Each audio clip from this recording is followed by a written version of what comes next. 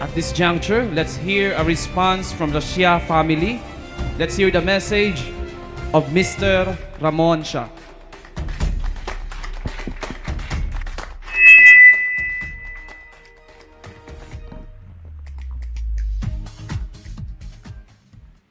Honorable Mayor Delson Ligacion, Vice Mayor Nene Diasis, mga miyembro kang Sangguniang Panglungsod kang Naga, unanimously nag-aprobar kang ordinansang ini, lalo na ki Honorable Kagawad Joe Perez, na iyo ang principal sponsor kaini.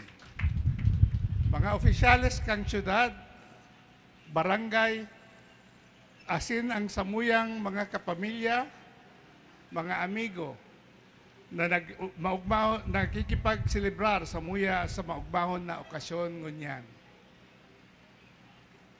Hali sa pamilya kan sarong dating 9 anyos na hilong lubos, tios na marhay sa pagbuhay, na minsan nag-istar habang buhay sa satuyang maugmang lugar. Gusto niya mong pasalamatan ang gabos na tao, nagpasilidad na mangyari ang sarong bagay, maski sa pangiturugan, masakit asin halos imposibleng isipon sa sitwasyon niya na ionra ang sarong kalye sa ngaran niya.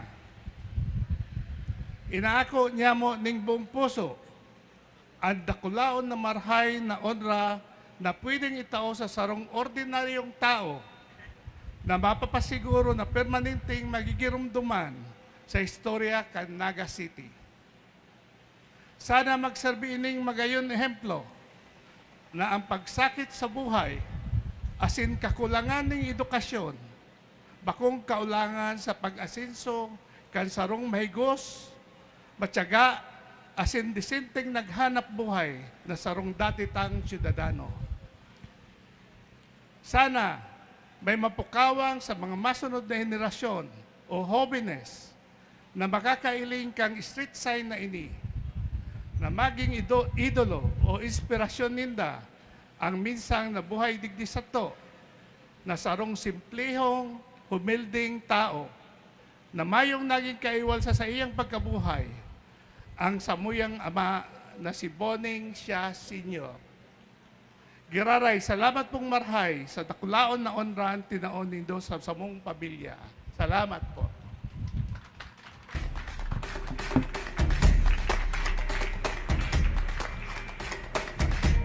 Thank you very much, Sir Ramon Shia. We also wish to acknowledge the presence of Cha Ingay.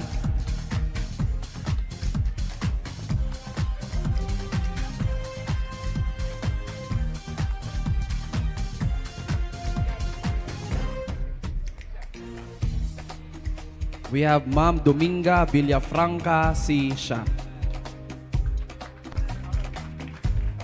the wife of Bonifacio Shia Sr.